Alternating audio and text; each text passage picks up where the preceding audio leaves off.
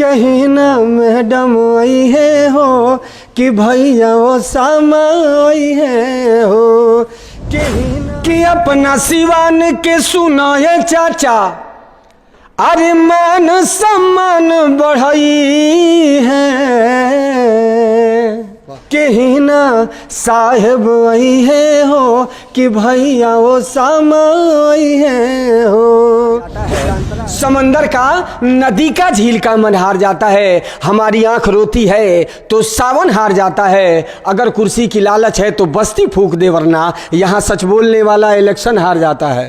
दुखिया गरीब के खातिर तो अरे कोई से लड़ जाई है, कहीं ना साहेब आई है हो कि भैया वो सामा आई है। जी है, ये गाना काफ़ी तेज़ी से वायरल हो रहा है। हालांकि लोकगीत का ये सिंगर हैं और ज़बरदस्त गाना गाते हैं, लेकिन आजकल सुर्खियाँ में है। राजनीतिक में नेता सुर्खियाँ में रहते हैं, लेकिन एक सिंगर सुर्खियाँ में है। आखिर वजह क्या है? बात हो गया राजू जी से, हमने चाहा कि इनसे बात कर लें। राजू जी स्वागत है। परिचय पहले छोटा सा। सबसे पहले SU न्यूज़ पर जितना भी भैया लोग देखा था सबका के हम लोग गीत गायक राजू रसिया तहे दिल से हार्दिक हार्दिक अभिनंदन करतनी। आप सभी का बहुत बड़ा योगदान होता है कलाकार को ऊपर उठाने में, तो इसके लिए मैं आप सभी का बहुत बहुत आभारी हूँ। अच्छा, जो गाना गाए हैं आप, एक हिना साहब पे गाना गाए हैं। जी जी जी। तो ये मतलब वो लोग गवाए हैं, कोई समर्थक या आपने से गाए हैं आप? सर कोई चीज़ दिल को लगता है तो आदमी गा देता है, ठीक है।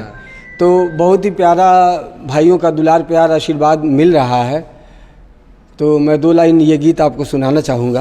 बेशक।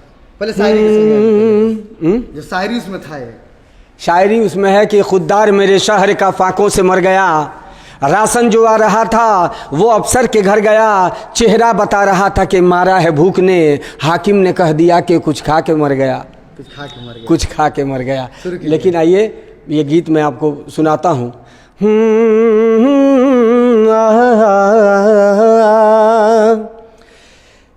कि अपना सिवान के सुना है चाचा, अरे मान सम्मान बढ़ाई है,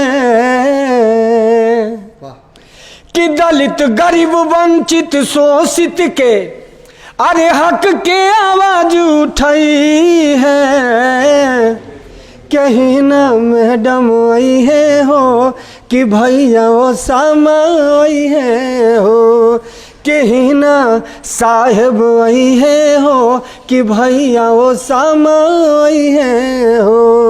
इसका अंतरा है कि टीवी अखबार हाला कर जोर शोर से, कर लो सपोर्ट चाचा कहीं कर जोर के, तो दुखिया गरीब के खातिर तो अरे कोई से लड़ जाई है, कहीं ना साहेब आई है हो कि भैया वो सामा आई है हो। ये गीत था। इतना ही गाना है अभी? हाँ, अभी फिलहाल एक मुखड़ा एक अंतरा गाया गया है इसको। इसमें और कोई शायरी है? एक शायरी तुम्हारे तो बोला नहीं, एक शायर है कि जात पात की बात नहीं, अमीर गरीब से घात नहीं, जिसका हक है उसी को देंगे, हरदम आपके साथ रहेंगे, हरदम आपके साथ रहेंगे। बात है कहना है कि समंदर का नदी का झील का मन हार जाता है, समंदर का नदी का झील का मन हार जाता है, हमारी आंख रोती है तो सावन हार जाता है, अगर कुर्सी की लालच है तो बस्ती फूंक दे वरना यहाँ सच बोलने वाला इलेक्शन हार जाता है। सच बोलना इलेक्शन हार जाता है। इलेक्शन हार जाता है। कभी हिना मेरे से मुलाकात हुआ है आपको? नहीं, ऐसे तो मुलाकात नहीं हुआ है। मतलब बढ़िया मंच के माध्यम से आप भी संबोधित कर रहे थे? नहीं, फुटबॉल में था मैं, क्रिकेट में भी बढ़िया में जो हुआ था तो मैं था, लेकिन जिस दिन मैडम आई थी उस दिन शायद मेरा प्रोग्राम वगैरह था तो मैं उस दिन उपस्थित नहीं था। उपस्थित नहीं थे आप? जी। ये दिल से गाना गाए अपने मन से?